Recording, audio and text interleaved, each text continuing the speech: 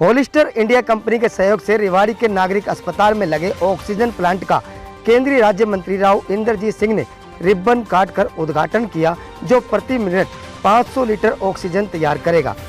इसी मौके पर राव इंद्रजीत के सामाजिक संगठन इंसाफ मंच द्वारा भेंट की गई एम्बुलेंस को भी राव ने हरी झंडी दिखाकर कोसली अस्पताल के लिए रवाना किया। साथ ही उन्होंने मंच से एक बड़ी घोषणा करते हुए कहा कि पंचकुला के बाद रेवाड़ी का नागरिक अस्पताल पहला ऐसा अस्पताल होगा जहां जल्द ही आईसीयू की सुविधा होगी। राव इंद्रजीत सिंह ने पत्रकारों से बात करते हुए माना कि कोरोना काल में रेवाड़ी, कोसली और अन्य जिलों के सरकारी अस्पतालों में वेंटिलेटर तो सरकार ने दिए, लेकिन ऑपरेटर्स के अभाव में उनका प्रयोग नहीं हो सका। लेकिन अब ऐसा नहीं होगा, क्योंकि मेडिकल स्टूडेंट्स को ट्रेनिंग दी जा रही है ताकि संभावित कोरोना की तीसरी लहर में ऐसी दिक्कत दोबारा ना आए। उन्होंने कहा कि जल्द ही देश की अधिकतम आबादी को वैक्सीन की दोनों डोज लगाने के पूरे प्रयास किए जा रहे हैं। उन्होंने कहा कि जिस प्रकार कोरोना की दूसरी लहर में ऑक्सीजन की मारामारी रही और हजारों को अपनी जान से हाथ धोना पड़ा, अब ऐसा नहीं होगा। इसके लिए भारत सरकार और इंडस्ट्रीज के सहयोग से अधिकांश सरकारी अस्पतालों में ऑक्सीजन प्लांट लगाने की तैयारी युद्ध स्तर पर चल रही है।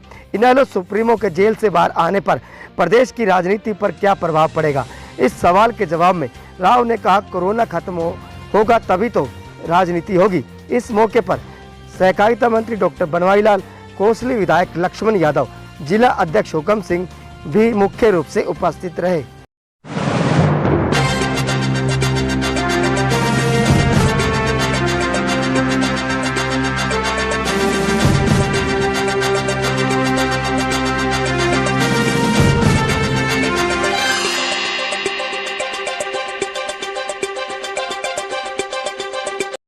नहीं है, सिर्फ पंचकुला के अंदर है और पंचकुला के अंदर हरियाणा के अनेक मंत्री बड़े अफसरान रहते हैं, तो शायद पंचकुला के सिविल अस्पताल में तो आईसीयू बेड की फैसिलिटी है। पंचकुला के बाद जो पहला डिस्ट्रिक्ट जहाँ पे आईसीयू की फैसिलिटी हरियाणा के किसी डिस्ट्रिक्ट हॉस्पिटल के अंदर होगी, वो रेवाड़ी के अंदर होगी। आने वाले 1 महीने के भीतर यानी कि इसी महीने जुलाई के भीतर 5-7 बेड आईसीयू के हमारे सिविल अस्पताल के अंदर लग जाएंगे। ये सूचना और लोगों को देंगे। हमने इसलिए लगवाए हैं कि पिछले संक्रमण के दौरान जिस तरह से मारी ऑक्सीजन की हुई थी, डर सबको लगने लगा है और सरकार की तरफ से उपलब्ध करवाए गए हैं, CSR की तरफ से उपलब्ध कराए गए हैं, कई समाज सेवियों ने भी ये उपलब्ध करवाए हैं। आज रेवाड़ी के अंदर होलिस्टर इंडिया के माध्यम से ये ऑक्सीजन प्लांट लगा है, लेकिन जो बावल रह गया है, नाहड़ रह गया है और जिलों के अनेक हेडक्वार्टर्स रह गए हैं, वहाँ पर भी ये योजनाएं लगने लग रही हैं। कुछ भारत सरकार की तरफ से NDRF डिज़ास्टर रिलीफ जो है उसका पैसा है, वो उसके माध्यम से लगने जा रहे हैं। कई जगहों पे गुड़गांव जैसी जगहों के ऊपर जहाँ पर इंडस्ट्री अच्छी खासी है, वहाँ पर इंडस्ट्री के माध्यम से CSR के माध्यम से लग रहे हैं और कुछ इंडस्ट्री वाले जहाँ इंडस्ट्री नहीं है वहाँ पर भी अपना हाथ बढ़ा रहे हैं और ऑक्सीजन प्लांट लगाने की कोशिश कर रहे हैं। वैक्सीन की बात करें, स्टाफ तो है ही नहीं सर, इक्विपमेंट तो आ गए लेकिन स्टाफ नहीं। पीछे जो वेंटिलेटर भिजवाए थे PM फंड से भी, वेंटिलेटर चलाने के लिए ऑपरेटर तक हाँ, ये थोड़ी सी दिक्कत रही। नल्लड़ जैसे स्थान के ऊपर भी 13-14 वेंटिलेटर पड़े रहे, लेकिन उनके चलाने वाला ट्रेंड बंदा नहीं मिल पाया। यही और ज़िलों के अंदर भी कई जगह ऐसी हुई, तो इसको पूरा करने के लिए आज के दिन ट्रेन करवाए जा रहे हैं, चाहे वो 3rd ईयर के स्टूडेंट हो MBBS के या 2nd ईयर के हों, उनको भी इस्तेमाल किया जा रहा है। और आने वाले समय भगवान ना करे कि तीसरी वेव आए, तो इस तरह की किल्लत ट्रेंड पर्सनल की ऑक्सीजन प्लांट, ICU प्लांट चलाने के लिए शायद ना हो। तो देश की आबादी के हिसाब से बहुत कम वैक्सीन लगी है, क्या कुछ रफ्तार बढ़ाई जाएगी? देखो, हमारे देश के अंदर वैक्सीनेशन की पहले तो लोगों को डर था, भय था। कई तो लोग यूँ कहते हैं कि अगर हम लगवा लेते हैं तो शायद नपुंसक हो जाएंगे, कोई कहता था कि हम बीमार हो जाएंगे, लोग मर जाएंगे। तो हमारे यहाँ वैक्सीनेशन बहुत लेट शुरू हुआ।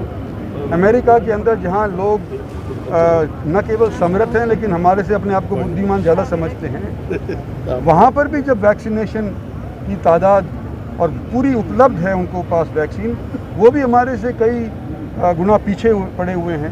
तो मैं नहीं समझता कि आज के दिन हमारे को ऑक्सीजन की वैक्सीन की कमी आने देगी सरकार। आने वाले समय के अंदर पूरे तौर के ऊपर सारी पॉपुलेशन को हम वैक्सीनेट करने की कोशिश में है। युवाओं में जोश है वैक्सीनेशन के लिए, लेकिन 18+ के लिए जो ऐप बनाया है उस पर कहीं ना कहीं दिक्कत आती है, रजिस्ट्रेशन में। तो इसके लिए कुछ सरकार विशेष करने को छूट करे तो अच्छा इसके लिए देखो, ये डेवलपिंग प्रोसेस है।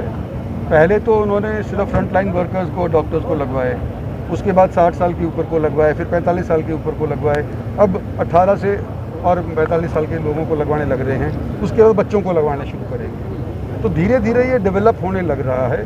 आज सबसे ज़्यादा संख्या है वो हमारी 18 से 45 साल वाले के लोगों की है। और हम यूँ नहीं कह रहे कि हमारे पास इतनी ज़्यादा मात्रा के अंदर वैक्सीन हैं। किसी भी मुल्क चाहे कितना ही समृद्ध हो, इस तरह का संक्रमण कहीं पर भी हो रहा है तो उनके काबू में नहीं आ रहा है। हमने तो 2 महीने में काबू कर लिया। अमेरिका में काबू नहीं आ रहा, इंग्लैंड में काबू नहीं आ रहा, रशिया में नहीं काबू आ रहा, इजराइल छोटी सी पॉपुलेशन सब वैक्सीनेट हो गए, वहाँ पे भी काबू में नहीं आ रहा वैक्सीनेशन के बावजूद। तो मैं समझता हूँ हमारे मुल्क की जनता ने और हमारी एडमिनिस्ट्रेशन ने अच्छा काम किया है। भगवान करे कि आगे हमारे सामने तीसरी वेव ना आए और जितनी जल्द से जल्द ये वैक्सीनेशन हो सकती है सभी के लिए, उसके लिए प्रबंध बनते रहें, यही हमारी उम्मीद है। सर, इनेलो सुप्रीमो सर बाहर आते को भी राजनीति पर प्रभाव पड़ेगा। इनेलो सुप्रीमो बाहर आते हैं, कुछ राजनीति पर प्रभाव पड़ेगा आने वाले चुनाव में हरियाणा में। राजनीति तो भाई जब होएगी जब ये कोरोना से राहत मिलेगी। अभी तो तुम